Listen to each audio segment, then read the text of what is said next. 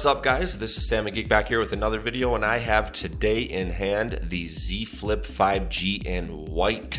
It is an exciting day for me. I'm really happy to see this in hand, and this is the unboxing video because I'm not going to go through an unboxing for you guys. You've seen 10 million unboxings. You don't care about that. You just want to get to the phone.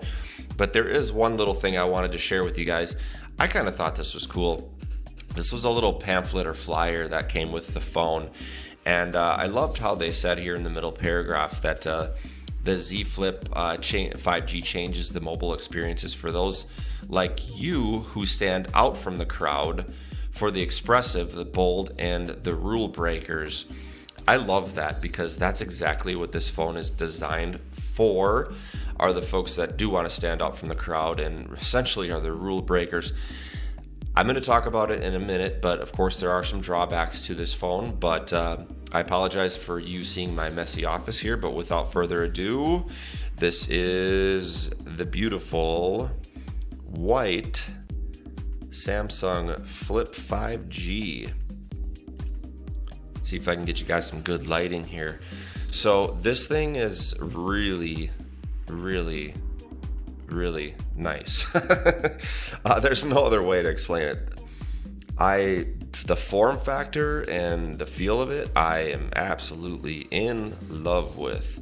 It does have a matte finish to it, and it kind of has like in certain lights you kind of see like a red hue, almost like a red or kind of a purplish. It's pretty cool.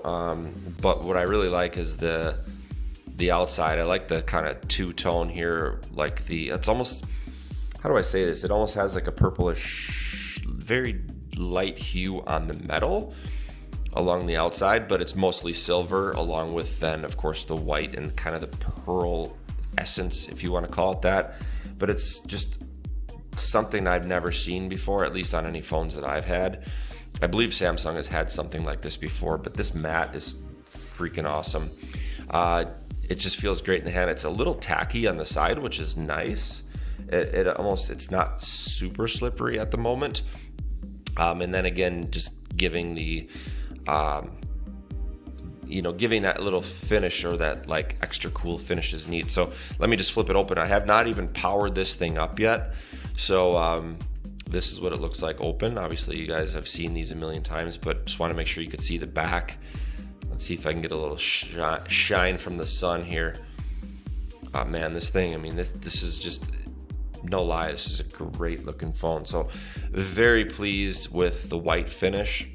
As you can see, I don't have a lot to say about it. I mean, it's a really great looking phone. I'm super pumped.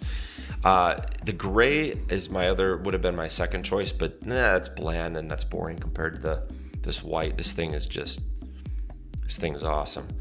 So if you guys want to stick with me, I'm just going to talk about a couple things real quick here. I've been playing around with another, let me just grab, oh, you know what I have left? Never mind, I left that one upstairs. I have another Z Flip here as well. It's the black one, it's the shiny, it's the original Z Flip, not the 5G. I've been playing around with that for a couple days, and so it's tough because I almost feel like I want to have my Note 20 Ultra and this phone, because number one, if I'm doing anything where I could be near sand, dirt, water, anything like that, I would want my Note 20 Ultra with me. And then the other thing is, if I'm going somewhere where I think I'm going to take a lot of pictures, obviously the camera is a lot better in the Note 20. But there's one problem in that this phone has a bit of a narrower display. So it's kind of a caveat, because if I use this phone for a while, I get used to it, right? That's great. But then if I go back to the Note 20 Ultra and the bigger display ratio, that's really probably going to mess with me, and then it's going to be hard to go back, to again a narrow display. So I was thinking about how I was going to solve that problem. I'm not quite sure yet, but once I start using this phone, I kind of need to stick with it, because I don't want to go back and forth to that more regular aspect ratio and then go back to this, and I'm going to be like, oh my god, it feels so narrow compared to the other phone. So we'll see. But this phone, obviously it's not waterproof. whatever, I don't care. I'm not going to splash it in a glass of water.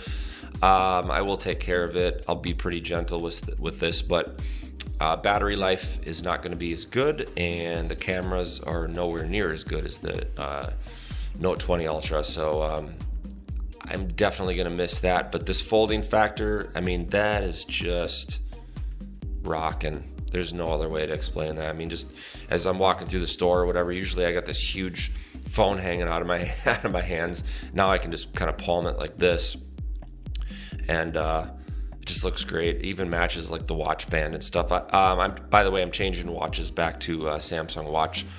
That's another point, because I don't want to have to flip this open for everything. Now I get text messages on my Garmin watch, but they're not as good. I can't silence alarms and things like that with my Garmin watch.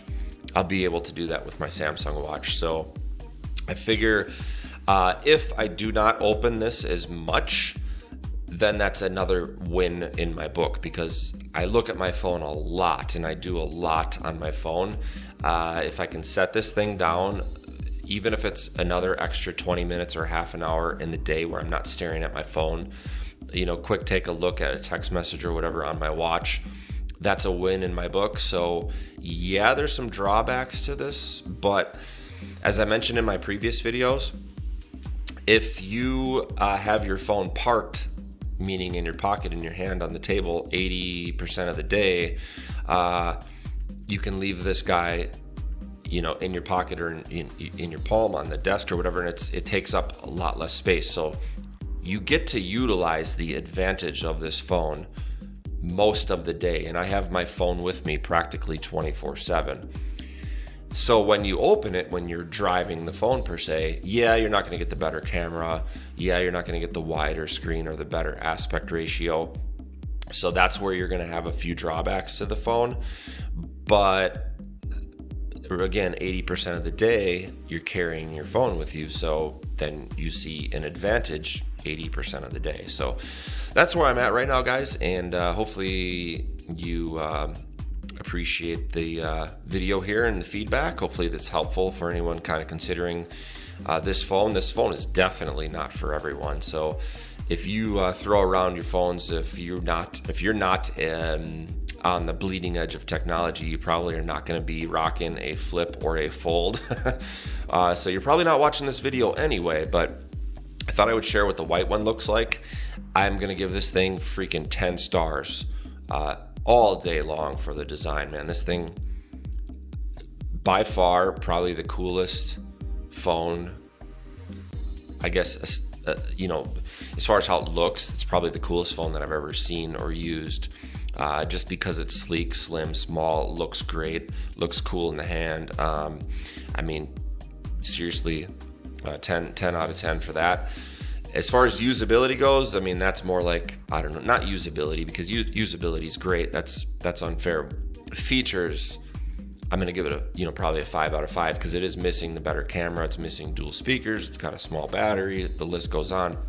The screen is bright and beautiful, but if it does scratch up, you're going to be replacing $20 screen protectors pretty quick. And so the phone's not for everyone. But anyway, if you guys have any questions, hit me up in the comments below. And I appreciate you guys watching, and hopefully you enjoy seeing the white Samsung. I always want to call it the fold, but the flip. All right, peace out, guys. Talk to you soon.